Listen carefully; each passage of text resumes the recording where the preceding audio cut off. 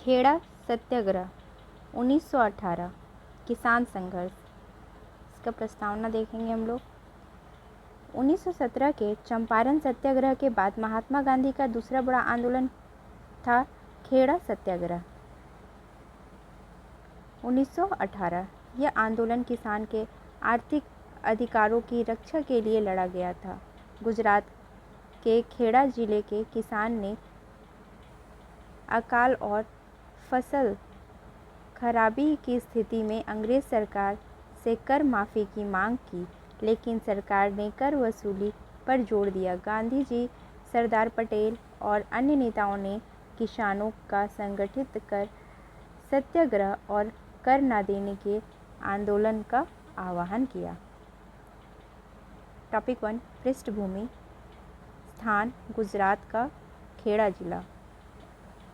स्थिति 1918 में खेड़ा जिला में भारी वर्षा और महामारी प्लेग और फ्लू के कारण फसलें बर्बाद हो गई थी। किसानों की उपज इतनी कम थी कि वे लोग लगान देने में असमर्थ थे। ब्रिटिश कानून के अनुसार यदि उपज 25% से कम हो तो कर में छूट मिलनी चाहिए, लेकिन अंग्रेज अधिकारियों ने किसानों की याचना ठुकरा दी और जबरन कर वसूली पर जोर दिया। परिणाम स्वरूप किसान भारी संकट में फंस गए। टॉपिक 2 है गांधी जी का हस्तक्षेप। किसानों ने गांधी जी को अपना नेतृत्व सौंपा। गांधी जी ने स्थिति की जांच की और पाया कि किसान की मांग बिल्कुल न्याय संगत है।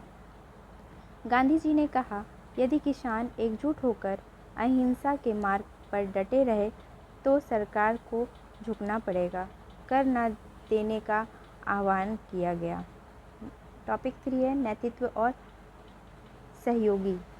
गांधी जी के साथ इस आंदोलन में कई नेताओं ने महत्वपूर्ण भूमिका निभाई।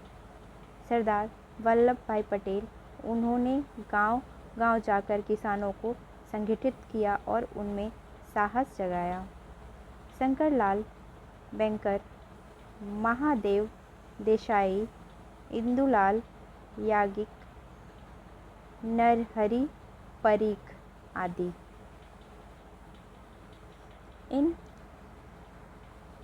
इन नेताओं ने सत्याग्रह के दौरान किसानों को अहिंसा और धैर्य पर टिके रहने की प्रेरणा दी। आंदोलन की रणनीति। खेड़ सत्याग्रह का मुख्य रूप था कर न देना। नंबर 1, किसान एकजुट होकर लगान चुकाने से इनकार कर रहे थे। नंबर 2 अहिंसा और सत्याग्रह, किसी प्रकार की हिंसा ना करना था।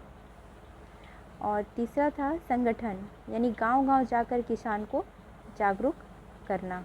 और चौथा था कानूनी अधिकारों पर जोर, यह बताना कि सरकार खुद अपने कानून का उल्लंघन कर रही है। 5वां पॉइंट है अंग्रेज सरकार की प्रतिक्रिया। सरकार ने किसान को जमीन और पशुओं को जब्ती शुरू कर दी। कई किसानों को जेल में डाल दिया। पटेल और अन्य नेताओं को गिरफ्तार किया गया, लेकिन किसान ने धैर्य और एकता का परिचय दिया, जिससे आंदोलन कमज़ोर नहीं पड़ा। परिणाम क्या रहा? टॉपिक 6 में देखिए। लंबे संघर्ष के बाद अंग्रेज सरकार को झुकना पड़ा। सरकार ने 1918 के लिए कर में छूट दी और जब्त की गई संपत्ति वापस कर दी गई। यह आंशिक सफलता की, परंतु किसानों को आत्मविश्वास बहुत बढ़ गया। गांधी जी की लोकप्रिय और बढ़ी और वे किसान के सच्चे नेता के रूप में पहचाने जाने लगे। टॉपिक 7 है ऐतिहासिक महत्व। यह आंदोलन भारतीय के किसान संघर्ष के इतिहास में महत्वपूर्ण मोड़ था।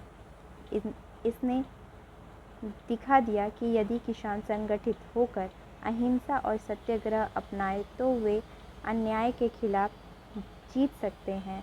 सरदार वल्लभ भाई पटेल इस आंदोलन से उभरकर एक राष्ट्रीय नेता बने। बाद में उन्हें आयरन मैन ऑफ इंडिया कहा गया। गांधी जी को ग्रामीण भारत में गहरा जुड़ाव मिला और उन्होंने किसानों की शक्ति को समझा। 5 नंबर, इस आंदोलन ने आगे आने वाले बड़े आंदोलन असहयोग आंदोलन 1920 और सविनय अवज्ञा आंदोलन 1930 की नींव रखी। सामाजिक और राजनीतिक प्रभाव। किसान में आत्मसम्मान और आत्मविश्वास बढ़ा। ग्रामीण समाज में संगठन और जागरूकता का संचार हुआ। भारतीय राष्ट्रीय कांग्रेस ने ग्रामीण मुद्दा की राष्ट्रीय आंदोलन से जोड़ना शुरू किया। स्वतंत्रता संग्राम का स्वरूप केवल शिक्षित वर्ग या शहरी आंदोलन तक सीमित न रहकर किसान आंदोलन बन गया। आलोचना देखिए। कुछ इतिहासकारों का मत है कि सरकार ने केवल आंशिक राहत दी, पूर्ण छूट नहीं। फिर भी यह आंदोलन सफल माना जाता है क्योंकि उसने जनता को सरकार के खिलाफ सत्याग्रह की शक्ति का अनुभव कराया। इसका निष्कर्ष देखते हैं हम लोग।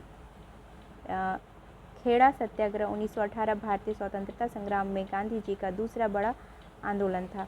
यह केवल कर माफ़ी का संघर्ष नहीं था बल्कि किसान की एकता और गांधी जी के नेतृत्व में सत्याग्रह की विजय की प्रतीक था।